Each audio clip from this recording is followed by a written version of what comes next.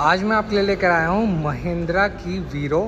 बहुत सारे मामले में बेहतर है, क्योंकि आप किसी भी कमर्शियल सेगमेंट को देखेंगे तो ऐसा प्यारा क्रोम टच, साथ ही साथ मैं अंदर आपको घुसा के बताऊँ तो कुछ इस प्रकार के इंटीरियर भाई साहब कमर्शियल सेगमेंट में कब से मिलने लग गए, पर अब फाइनली ये चीज़ें पूरे करके कुछ इस प्रकार से रखा गया है। वो भी सिंपल इंटीरियर नहीं दिया हुआ है ना भाई, पूरी तरीके से पियानो ब्लैक टच में दिया हुआ है, और साथ ही साथ डैशबोर्ड में भी एक अच्छा ग्लेंस है। इसके अलावा छोटी मोटी चीज़ें जैसा आप देख रहे होंगे, तो अब इसमें आपको पावर विंडोज़ की भी सुविधा है। जो हैंडल वाले नॉब थे ना, उसको टाटा बाय बाय कर दिए गए। और भी बहुत सारी चीज़ें ऐसी हैं जो मुझे लगा कि इस महिंद्रा वीरो को तुरंत आपके लिए लेकर आना चाहिए। तो फ़िलहाल अगर स्पेसिफिकेशन को मैं टेलिएशन करूं तो आप ऑलरेडी ब्रोशर में देख सकते हैं, बट फिर भी एक तुरंत ग्लेंस में समझ लेते हैं कि क्या क्या चीज़ इसमें मिल जाता है। तो जैसे आप इंजन के बारे में बोलेंगे तो MDI 3 सिलेंडर 93 सेंटीमीटर क्यूब का एक प्रॉपर आपको डिस्प्लेसमेंट मिल जाता है। वहीं पर लगभग 59 किलोवाट और मैक्सिमम टॉर्क 210 Nm का निकाल के देता है। एंड ऑफ कोर्स ये व्हीकल आपको 5 स्पीड गियरबॉक्स के साथ आता है। फ्रंट का सस्पेंशन और अगर आप पीछे का सस्पेंशन देखेंगे तो आपको लीफ स्प्रिंग मिल जाते हैं, जैसे मैं अभी आपको दिखा दे रहा हूँ। ठीक, अब इसके अलावा जैसे सस्पेंशन को दूसरा चीज़ टैली करें तो आपको सफिशेंट इसमें 40 लीटर के फ्यूल टैंक कैपेसिटी दिया हुआ है। वहीं पर DEF लगभग आपको 10 लीटर का प्रोवाइड कराया गया। टायर सेक्शन 195/15 इसमें मिल जाता है, जो कि यहाँ आप देख रहे हैं। और वहीं पर जैसे मैं इसके लेंथ के बारे में बात करूँ तो लगभग मैं इतना दूर तक पहुँचूँ तो ये 4710 mm पे है। वहीं पर अगर इसकी चौड़ाई अगर देखें तो 1746 mm की चौड़ी गाड़ी मिल जाती है, और ऊंची भी इसे काफ़ी रखी गई है। इसका हाइट रखा गया है 2040 mm। इसके अलावा बहुत सारी चीज़ें और भी है जिसको आराम से आप समझते हैं। तो जहाँ पर ये वीरो शब्द रखा गया है, मुझे वीर का एक प्रॉपर इंस्पिरेशन दिख रहा है, जिसमें वीरो में R जो है ये गोल्डन इनपुट पे रखा गया है। वहीं पर यहाँ पर देख रहे होंगे तो सेंटर में महिंद्रा का लोगो, महिंद्रा का ये क्रोम टच है। वहीं पर हेडलैम्प्स के सेटअप पे ऑफ कोर्स आपको हेलोजन ही मिले हैं, चाहे वो इंडिकेटर हो या तो आपका नीचे रिफ्लेक्टर के साथ ये बल्ब फॉर्म। पर मेन जो खेल इसका चालू होता है जब हम इसके इंटीरियर में जाएंगे। तो इंटीरियर जाने पर ये ऊंची थोड़ी है, ग्राउंड क्लियरेंस काफ़ी ऑफ बिट पे रखा गया है। तो जैसे मैं पैर रख के यहाँ पर चढ़ता हूँ तो कुछ इस प्रकार के सामने इंटीरियर दिए हुए हैं। पहले मैं चलाता हूँ तो ये जैसे ही चालू करने के बाद सिस्टम चेक, ये भाई साहब चालू हो गया है। MID स्क्रीन ठीक ठाक सटीक डिस्प्ले के साथ है, ऐसा भी मैं इतना ज़्यादा प्रभावित नहीं हुआ, पर अच्छी इन्फॉर्मेशन आपको बता दे रहा है। कमर्शियल में अपग्रेडेशन इतना बहुत ज़्यादा ज़रूरी था। वहीं पर यहाँ देख रहे होंगे तो ये कुछ एंड्रॉयड लिखा हुआ ये चालू होता है, और होने के बाद यहाँ पर फिर नीचे पियानो ब्लैक टच है। इसका ब्लैक बेस का कलर अच्छा बनाना है। फिलहाल अभी जो आप लाइटिंग कंडीशन देख रहे हैं ये शाम का समय, तो लगभग आप समझ लीजिए कि चालू होने में उसे कुछ इतना टाइम लगा। चालू होने के बाद गाड़ी कुछ इस प्रकार से रेडी है, जिसमें अगर मैं इसके टच इन्फॉर्मेशन को बोलूँ तो क्या गजब कमर्शियल पे लग रहा है कि अब इस पे पूरी तरीके से कोई भी दो तरीके के लोग इन्वेस्ट कर सकते हैं, कि एक सिंपल जो ड्राइवर चलाते थे, और ख़ुद भी अगर आप गाड़ी के मालिक बन के कमर्शियल सेगमेंट में इनपुट करना चाहते हैं तो भी अब ये एक आपको अच्छा कार वाला फील देने वाला है।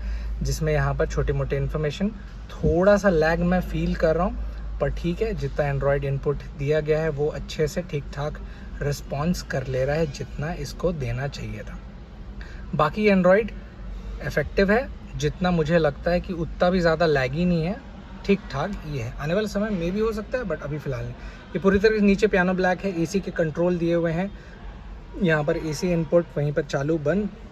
नीचे देख रहे होंगे तो कुछ आपको कंट्रोलिंग्स दिए हुए हैं, ये हैं किस चीज़ के, तो ये है भाई साहब आपके विंडोज़। अब इसमें आपको पावर विंडो दिया हुआ है, जिसका कंट्रोलिंग यहाँ दिया हुआ है। तो इत्मीनान से आप दोनों, अगर आप उस साइड बैठे हैं तो यहाँ से कंट्रोल कर सकते हैं, और इस साइड बैठे हैं तो यहाँ।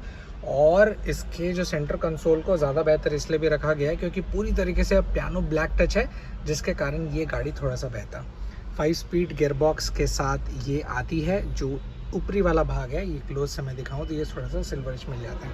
ये रहा हैंड ब्रेक, और कुशनिंग भी सीट की ठीक ठाक सीट मिल जाती है, वहीं पर 2 लोगों की बैठने की व्यवस्था इत्मीनान से।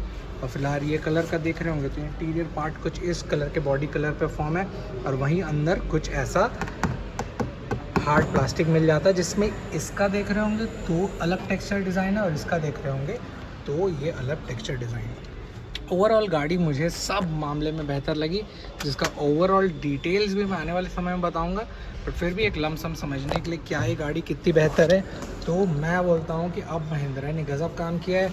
हाँ, एक चीज़ जो खटकी मुझे कि चाबी भी थोड़ा बेहतर दे देते, पर ठीक है यार, कमर्शियल के हिसाब से इट्स नॉट बैड। वहीं पर पीछे जैसे मैं जाऊँ तो ये वाला भाग जो बहुत ही ज़्यादा बेहतर हो जाता है, डाला।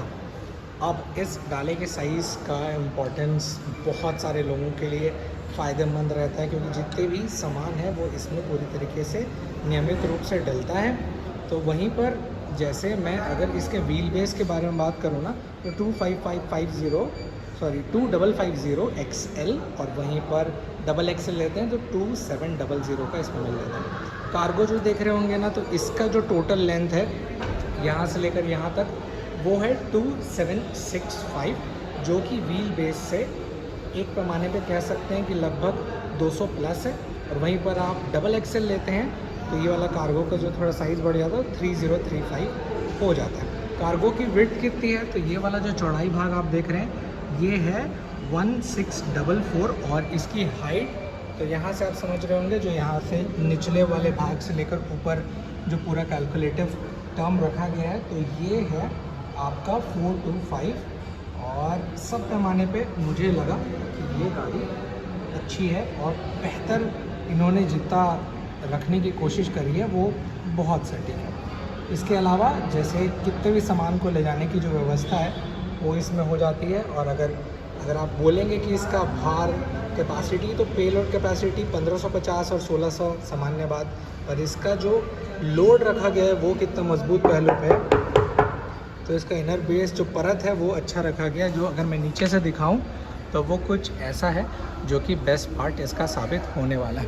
वहीं पर साइड को जैसे देख रहे होंगे तो पैटर्न कुछ इफेक्टिव, और ऊंचाई पे आई थिंक जो सामान रखने पर जो व्यवस्था होती है वो सटीक रखी है। पीछे से ओपनिंग और मेटल जो है वो इधर आप नोटिस कर रहे होंगे, जैसे यहाँ पर जो आवाज़ आ रहा है, और यहाँ पर नीचे तो इसके बेस को उतना मजबूत बनाया है, और इसकी लंबाई और इनर बेस साथ ही साथ मजबूती काफ़ी अच्छा है। तो बेस्ट पार्ट ऑफ कोर्स इस मजबूती भरे चीज़ का मुझे ऐसा लगा कि ये वाला है, ये इंटीरियर जो गजब सा दिया हुआ है आपका पियानो ब्लैक टच में। आपको ओवरऑल इस गाड़ी पे सबसे बेहतर क्या लगा, अंदर का लुक या फिर इंटीरियर इस महिंद्रा का? Please let me know in the comment section.